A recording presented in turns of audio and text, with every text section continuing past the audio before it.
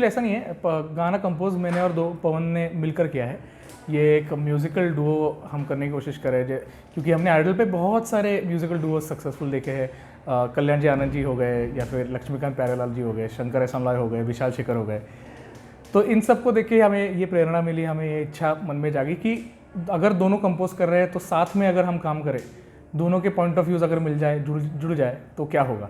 तो ये देखने के लिए एक टेस्ट था बस ये, और ये हकीकत में बदल गया इस गाने की वजह से, क्योंकि इतना ज़्यादा प्यार है हम दोनों में, और इतना ज़्यादा भाईचारा है हम दोनों में कि वो एक ऑनेस्ट फीलिंग म्यूज़िक में उतर आता है। और यही प्रेजेंट करने की एक ऑनेस्ट कोशिश, हम्बल कोशिश ये गाना है, ऐसा मुझे लगता है। और ये राज सर ने हमें इतना बड़ा मौका दिया, इतना बड़ा चांस दिया, एक इतने बड़े प्लेटफॉर्म पे ये गाना रिलीज़ हुआ है। एक हाथ कंपोज़र अगर जब फर्स्ट स्टार्ट करता है तब छोटा सा उसका गाना आता है कोई, जो 10-15 लोग सुनते हैं। इस बार राज सर के आशीर्वाद से और ऑक्टोपस एंटरटेनमेंट की वजह से हम एक ही बार में मिलियंस तक पहुंच रहे हैं व्यूज़ में, और बस प्रेक्षकों का आशीर्वाद है कि उनको गाना भी पसंद आ रहा है। तो आपका एक्सपीरियंस अरे सही में पूछ रहे नहीं, मैं बहुत भारी भरकम पर्सनालिटी रखता हूँ, और आई स्टैंड बाय इट।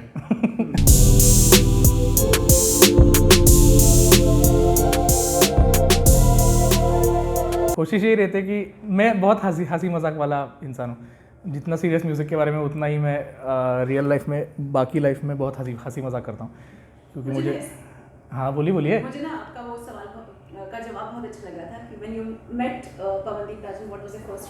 हाँ, that was a very honest answer. So मुझे ऐसा लगता था कि वो लेना चाहिए, बहुत अच्छा बोला था। क्या सारा इंटरव्यू अच्छा था। मेरे पापा खुश हो रहे हैं वहाँ पे, देख पार्ट 2।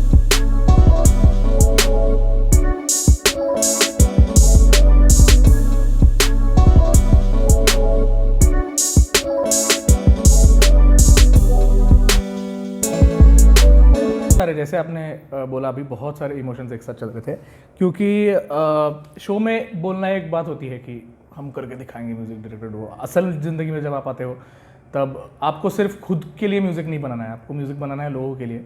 आपको म्यूज़िक बनाना है एक स्पेसिफिक रिक्वायरमेंट के अंडर, एक स्पेसिफिक गाइडेंस के अंडर, एक स्पेसिफिक लिरिसिस्ट के साथ, एक स्पेसिफिक सेट ऑफ म्यूजिशियंस के साथ। तो वो एक बहुत ज़्यादा चैलेंजिंग बात हो जाती है।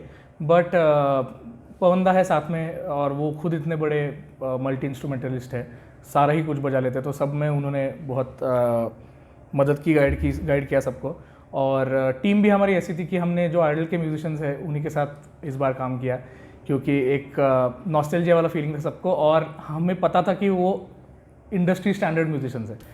तो ये बहुत अच्छा एक्सपीरियंस था। थोड़ा सा प्रेशर डेफिनेटली फील हुआ, क्योंकि जैसे मैंने बाकी भी इंटरव्यूज़ में कहा कि it could have gone either ways. Either ये गाना बहुत ही ज़्यादा पसंद आ जाता, नहीं तो बिल्कुल भी पसंद ना आता। तो हम बस भगवान से यही दुआ कर रहे थे कि it should go in our way, and thankfully it did. ऐसा लग तो रहा है, अभी बहुत प्यार मिल रहा है लोगों से, और नर्वसनेस भी थी, खुद को प्रूव करने की एक चाह थी। कॉन्फिडेंस तो डेफिनेटली था कि एक ऑडियंस हमने कमाया है, एक दर्शकों का प्यार इतना कमाया है कि हमारे जो फैंस, तो मैं किसी को नहीं मानता हूँ, क्योंकि अभी इतना कुछ किया नहीं कि मेरे फैंस एज सच हो, बट जो प्यार करने वाले लोग हैं वो 110% सुनेंगे इस गाने को, प्यार देंगे, ये पता था। तो एक कॉन्फिडेंस भी था। सर मेरे बालों के लिए एक नहीं ऐसा कुछ नहीं, बट आइडल से ही ये लुक चप्पट एकदम बाल करने की आदत लग गई। तो अब इसके बाद आज जब इतने इंटरव्यूज़ होने वाले थे तो सोचा थोड़ा सा और मेहनत कर ले, तो थोड़ा हेयर एंड मेकअप भी करके आया हूँ आज। नहीं तो यूजुअली आप देखोगे मेरे को तो देख नहीं पाओगे। ब्लैक मेरा 110% फेवरेट कलर है। ब्लैक और blue I can die for. और बात ऐसी है कि ब्लैक में पतला लगता हूँ इसलिए ब्लैक पहनता हूँ। नहीं, बट ब्लैक में एक सीरियसनेस है वो कलर में, थोड़ा सा एक स्मार्टनेस आती है ब्लैक कलर से। ऐसा मुझे पर्सनल ओपिनियन है मेरा, ऐसा लगता है। और someone wearing a plain white and plain black, आप प्रेडिक्ट नहीं कर सकते वो इंसान कैसा होगा। आप फंकी डिज़ाइन से समझ सकते हो कि उसकी पर्सनैलिटी के ट्रेट्स क्या है, या फिर आप एक स्पेसिफिक कलर से एक स्पेसिफिक डिड्यूस कर सकते हो कि ये शायद ऐसा सोचता होगा। कलर एसोसिएशन जिसको हम कहते हैं। बट वाइट और ब्लैक ये दो ऐसे कलर है जिनका कुछ कहना नहीं होता है। इट कैन, मतलब मैं कुछ भी हो सकता हूँ या फिर कुछ भी नहीं भी हो सकता हूँ। तो मुझे ये एक इम्प्रेशन रखना बहुत पसंद है कि लोग मुझे प्रेडिक्ट ना कर पाए। सर प्लान तो बस यही है कि फ्लो के साथ चले। ऐसा कुछ गोल्स बहुत सारे सेट करके रखे हैं डेफिनेटली, बट ऐसा कुछ नहीं कि इनके साथ काम करेंगे फिर इनके साथ काम करेंगे, क्योंकि life is such that it keep surprising you and I love being surprises, I love surprises, I love being surprised. तो एक जर्नी है अलग से, नई स्टार्ट हो गई है, जिसको पहले सिर्फ शब्दों का एक उस पर वज़न था, अब हकीकत भी आ गई उसमें ऐड। तो डेफिनेटली गोल्स बहुत सारे हैं कि ये लेवल पे पहुंचना है, कि ये ग्रैंडर पे काम करना है। यहाँ हमारा सपना है कि जैसे फॉरेन कंट्रीज़ में अजय अतुल गए थे सैराट की स्ट्रिंग्स रिकॉर्ड करने के लिए, वैसे हमें भी बाहर के म्यूजिशियंस के साथ बहुत एक्सप्लोर करना है अभी म्यूज़िक, और बड़े बड़े आर्टिस्टों को रिकॉर्ड करना है। हमें जल्द से जल्द अरिजीत सिंह को रिकॉर्ड करना है, क्योंकि हम दोनों गुरुजी बुलाते हैं उनको, कि गुरुजी का गाना चल रहा है, ऐसा हम कहते हैं, बहुत मानते हैं उनको। तो ऐसे कुछ प्लान्स है डेफिनेटली। नहीं, मैं और पवन दा ही म्यूज़िक डायरेक्टर साथ में हम फ्यूचर देखते हैं हमारा, क्योंकि बहुत ही अलग सोच है एक दूसरे की, और तो जब वो मिलन होता है वो दोनों सोच का, तब मंजूर दिल जैसा कुछ निकलता है। और बहुत सारे गाने बना के रखे हैं, काफ़ी सारे। आइडल के टाइम से हम काम करते आ रहे हैं, जब शूट्स नहीं होते तब सिर्फ गाने ही बनाते थे हम, क्योंकि बाकी कुछ आता ही नहीं है, म्यूज़िक ही आता है सिर्फ, और सिर्फ यही करना है, मतलब वही एक ट्रू कॉलिंग लगती है, रीज़न लगता है। तो उन्हीं के साथ, पवन दा के साथ ही ये जो सारे सपने हैं वो साथ में ही देखे हमने, कि अलग अलग देशों में अलग अलग इंस्ट्रूमेंट्स ट्रैक करेंगे, अलग अलग फेस्टिवल्स बनाएंगे, हमको खुद का शो भी बनाना है, कोक स्टूडियो जैसा है वैसा। आपको भी बताऊंगा ये सब। यस, लाओ आप भी कैमरा लाओ, ले लो ये भी। मैं अरे यार बोलते बोलते याद आ रहा है कि ये सब बातें की थी, सही में, मजाक भी नहीं कर रहा हूँ। तो डन। तो ये सारे प्लान्स हैं हमारे अभी। Thank you so much. ये इसको भिगबाड़ी कहते हैं। ये पुणे के जो रूलर से पेशवा, जैसे बाजीराव पेशवा हो गए, तो वो सारे पहनते थे और उनसे पास ऑन हुआ है। अब मैंने इससे कुछ रिलीजियस बिलीफ की वजह से नहीं पहना है। एक मुझे बहुत पहले से ही जब मैंने ये देखा था किसी पे, तो मुझे लगा था कि मुझे ये पहनना है। और मेरे ग्रेजुएशन पे मॉम डैड ने मुझे पूछा कि क्या चाहिए तुझे, तो मैंने कहा कि मुझे भिगबाड़ी पहननी है। तो उस दिन उन्होंने ये तोहफा मॉम डैड ने दिया, वो आशीर्वाद मैं समझता हूँ इसको। और इसलिए ये परमानेंट वाला भी है, ये निकाल नहीं सकते आप। ये it's been pierced in my ear, so it's there forever. तो बस ये एक फेथ है मेरा कि इसके बाद से ज़िंदगी थोड़ी और अलग हो गई, तो इसके बाद से एक पॉजिटिविटी आ गई। Idol and everything happened after I put it on. So sir मुझे ऐसा लगता है कि एक तो सबसे खूबसूरत बात म्यूज़िक की ये है कि जैसे मैथ में 2+2 4 होता है, वैसा कोई स्टैंडर्डाइजेशन म्यूज़िक में है नहीं। आपको जो गाना पसंद है वो शायद मुझे ना आए, और मुझे जो गाना पसंद है वो शायद आपको बिल्कुल भी पसंद ना आए। हर एक की सोच है, हर एक का मार्केट है। आज डांस नंबर भी जितने अप्रिशिएट और सेलिब्रेट किए जाते हैं, उतने ही रोमांटिक नंबर्स भी। अपन अभी बहुत ही अच्छे एरा में मैं खुद को समझता हूँ अभी, बिकॉज इतना अलग अलग जॉनर्स एक्सप्लोर किए जा रहे हैं। म्यूज़िक बनाने में कोई लिमिटेशन नहीं, आप घर में बैठ के म्यूज़िक बना सकते हो। पहले के टाइम में स्टूडियोज बुक करना पड़ता था, आर्टिस्ट बुक करने पड़ते थे, सिटिंग्स होते थे। अब मल्टीपल टेक्स होते हैं। जैसे कि पहले किशोरदा और लता जी जब गाते थे डुएट, तब वो 1 टेक होता था और उसी के 5-6 वर्जन्स होते थे, जिसमें से सबसे बेस्ट निकलता था। आज टेक्नोलॉजी की वजह से इतनी फ्लेक्सिबिलिटी आ गई है म्यूज़िक में कि हर एक जॉनर, हर एक और इंटरनेट की वजह से ऑब्वियसली अलग अलग जॉनर्स आप सुन सकते हो। उससे इन्फ्लुएंस होके भी नहीं, इंस्पायर होके कुछ अपना इसमें ऐड कर सकते हो। तो एक्सप्लोरेशन वाले टाइम में मैंने और पवन दा ने म्यूज़िक डायरेक्शन करने का फैसला लिया, ऐसा मुझे लगता है, because everything is accepted right now. और गोल्डन एरा 110% मानता हूँ। मैंने इंडियन आइडल में पिछले 1 साल सिर्फ ज़्यादातर 75% मैंने पुराने गाने ही गाए और रीडिस्कवर किया है। किशोरदा और मतलब आर.डी. बर्मन और एल.पी. सर की कल्याण जी आनंद जी, ये हो गए, ये सारे कंपोजर्स लेजेंड्स क्यों थे, ये मैंने बहुत पर्सनल लेवल पे एक्सपीरियंस किया। क्योंकि सुनते तो बहुत है, बहुत सारे इंटरव्यूज़ में देखा है कि आर.डी. सर क्या गाने बनाते थे, ये वो, या फिर ये हो गए। जब आप फिजिकली वो गाना गा रहे हो या फिर आपका कोई दोस्त गा रहा है और उसको आप महसूस कर पा रहे हो, तब उस गाने की ताकत पता चलती है कि क्यों उसको गोल्डन एरा कहा जाता है। जब 90s के एपिसोड्स होते थे, ये हो गए, फिर भी उसके पहले के जब 90s के कुमार सानू और उदित जी और अलका जी वाले गाने जब हमने गाए, तब वो भी एरा लगा कि यार हाँ, इसमें भी एक अलग मज़ा है, इसमें अलग मेलोडी है। थोड़ा क्या क्या कहूँ मैं अभी, कन्फाइंड सुर में रह के भी ब्यूटी दिखाने का टाइम 90s था। जो पहले था आर डी सर के टाइम, वो बहुत ज़्यादा ये था, उसमें एक्सेप्टेबिलिटी थी क्योंकि कोई स्टैंडर्ड नहीं था बॉलीवुड का, तब बना रहे थे स्टैंडर्ड।